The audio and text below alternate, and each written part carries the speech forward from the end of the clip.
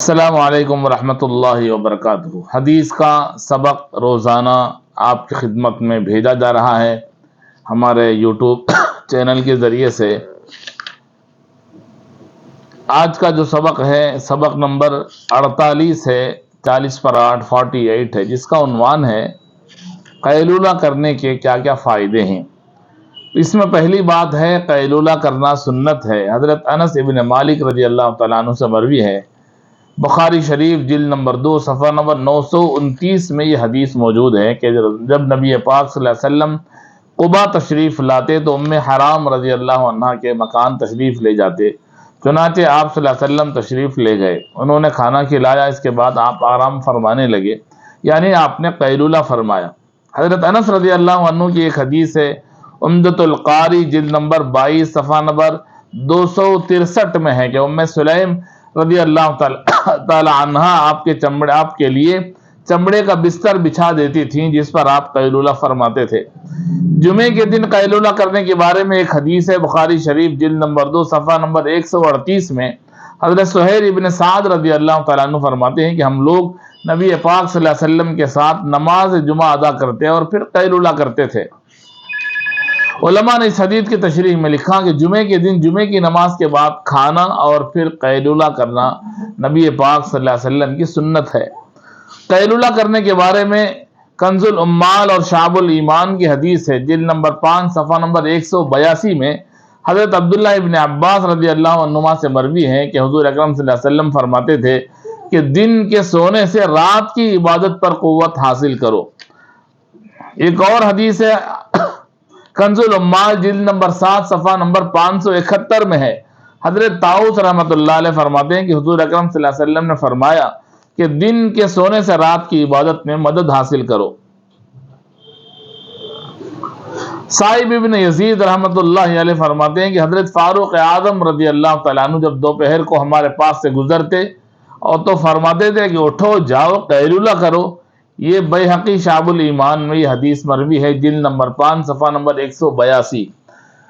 ایک اور حدیث میں کنز الامال جلد نمبر 7 صفحہ نمبر 570 میں ہے کہ حضرت انس رضی اللہ تعالیٰ عنہ سے روایت ہے حضور اکرم صلی اللہ علیہ وسلم نے فرمایا کہ قیلولہ کرو اس لیے کہ شیطان قیلولہ نہیں کرتا۔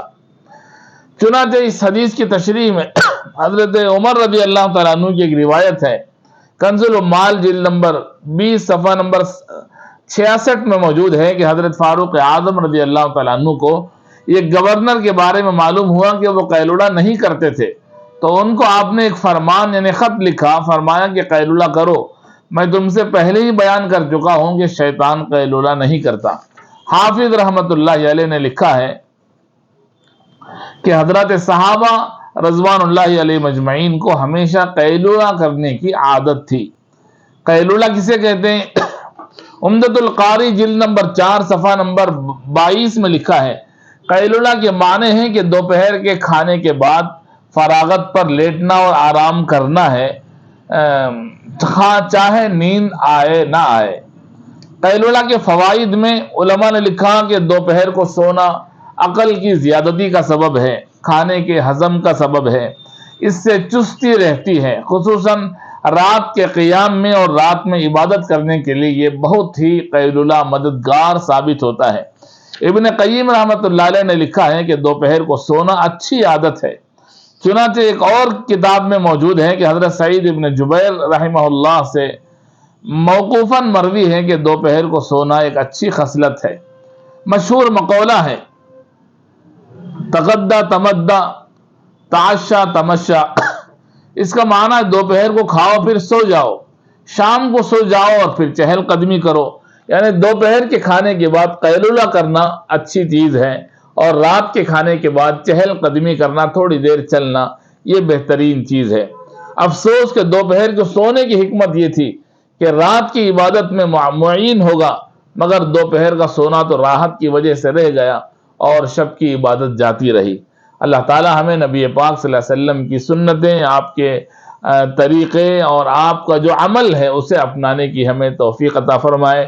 تھوڑی دیر کے لیے ہی صحیح نبی کی سنت سمجھ کر ہمیں سونے اور قیلولہ کرنے کی کوشش کرنی چاہیے کہ یہ شیطان قیلولہ نہیں کرتا اور ادھر نبی کی سنت ہے اور اس سے آرام بھی ملے گا، راحت بھی ملے گی، صحت اچھی رہے گی، جسم میں چستی رہے گی، اور رات میں عبادت کے لیے اٹھنے میں آسانی رہے گی، اور جیسے کتاب میں لکھا ہے کہ عقل کی زیادتی اور کھانے کو ہضم کرنے کا باعث ہے۔